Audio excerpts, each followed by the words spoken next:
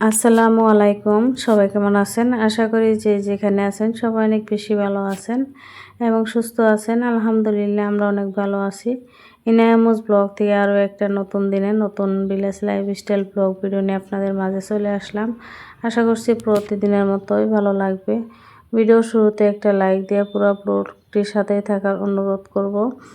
আর এই তো আমার হাতে দেখতে পারছেন এটা হচ্ছে চাল ধোয়া পানি। তো চাল ধোয়া পানিটা আর কি আমি গাছে দিতেছি, যেহেতু এখন অনেক গরম। তো এই গরমের মধ্যে গাছগুলা সুস্থ রাখার জন্য তো এই কিভাবে সুস্থ রাখি আর কি, তো সেটাই আর কি আপনাদের সাথে শেয়ার করতেছি। তো দেখতে পারছেন গাছগুলা অনেকটাই সুস্থ আছে। আর গোলাপ ফুল গাছটা কিন্তু দেখলেন পাতা একটু লাল লাল হয়েছে, কারণ হয়েছে বাড়িতে চলে গেছিলাম।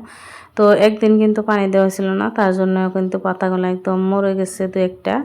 আর ফুলগুলো একদমই মরে গেছে 2 দিনেই, যেহেতু একদিন বাড়িতে পানি দিতে পারি নাই। তো এই গরমের মধ্যে কিন্তু অনেকটা রোদ উঠে, তার জন্য কিন্তু প্রতিদিন সকালে পানি দিতে হবে আমাদের গাছে, বিকালে দিলে হবে না, যেহেতু বিকালে দিলেও কিন্তু গাছের মাটিটা আর হয়েছে গাছও গরম হয়ে থাকে, তখন কিন্তু গাছে পানি দিলে একটু গাছের ক্ষতি হয়। তো যার জন্য আমাদেরকে প্রতিদিন সকালে পানিটা দিয়ে নিতে হবে, কারণ মাটিটা ভিজা থাকবে, গাছটা একটু সুস্থ থাকবে এই গরমে। আর যেহেতু রোদ উঠে প্রতিদিন মাটিটা শুকায় যায়, গাছগুলো গরমে একদম পাতাগুলো টলে যায়, এতটা রোদ উঠে। তো এখন তো কিছু 2 দিন ধরে আর কি বৃষ্টি পড়তেছে, আর ওই কদিন কিন্তু রোদ আসছিল, তো তখনকার ভিডিও এটা। আর মাশাআল্লাহ এই গাছটা দেখতে পারছেন কতটা সুন্দর হয়েছে। এই গাছটা প্রায় 3 বছর ধরে কিনছি। তো মাশাআল্লাহ গাছটা অনেকটাই সুন্দর আছে। আর বছরে একবার করে ফুল ফুটে, তো এই যে এই সময় ফুল ফুটে, তারপরে কিন্তু আর ফুল ফুটবে না। আর এই যে জেসমিন ফুল গাছ বলেন এটাকে, আর হয়েছে বেলি ফুলও বলে মনে হয় অনেকে, এটার নাম হচ্ছে জেসমিন ফুল।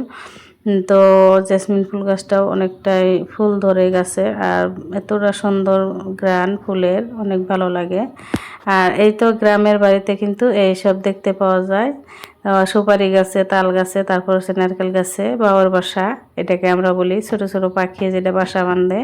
তো দেখতে কিন্তু অনেকটাই সুন্দর, আর এত বুদ্ধি খাটায় বানায়, এত একটা ছোট পাখি তারপরেও কিন্তু এত সুন্দর করে একটা তার বাসা তৈরি করে।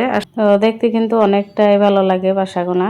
আর এখানে যে গাছ এগুলাতে আর কি পানি দিয়ে দিলাম, দেখতে পারছেন মরিচের চারাগুলো অনেকটা সুন্দর হয়েছে। আর হয়েছে ভেন্ডি গাছ হয়েছে একদমই হেলদি, অনেকটাই সুন্দর দেখতে। মরিচের চারাগুলো আসলে তো আমি মাটিতে লাগাইতেছি না, কারণ হচ্ছে মাটিগুলো বেশি ভালো না, মাটিতে লাগাইলে আর কি গাছগুলা বেশি একটা ভালো হবে না। তো আমি চাইতেছি যে একটা কিছুটা আর কি বালতি কিনে তারপরে আর কি লাগাবো, তার জন্য ওখানে আছে। তো সকালে ডাল রান্না করছিলাম, আর হয়েছে রাতের সবজি ছিল মাংস। তো এত গরমের মধ্যে আর কি এনারা বউ ভাত খাইছিল না, কেউ খাওয়াইছিল না সকালবেলা, তো রান্না করে রাখছিলাম। পরে আর কি যে বাড়িতে থেকে পিঠা দিয়ে দিছিল, বাড়িতে গেছিলাম বাবার বাড়িতে, মা অনেকগুলো পিঠা দিয়ে দিছিল।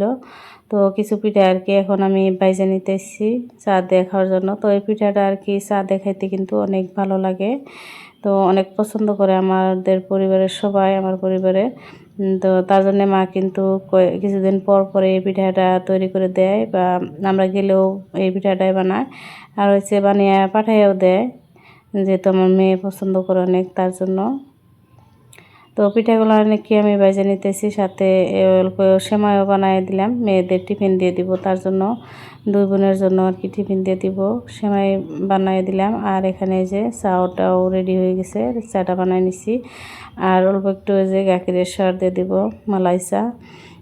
একদম সরগুলা ফ্রিজের মধ্যে আর কি রেখে দিলে অনেকটাই সুন্দর হয়, দিলে চার মধ্যে দেওয়ার সাথে সাথে আর কি একদমই গলে যায়, আর চাটা খাইতে অনেক মজার হয়।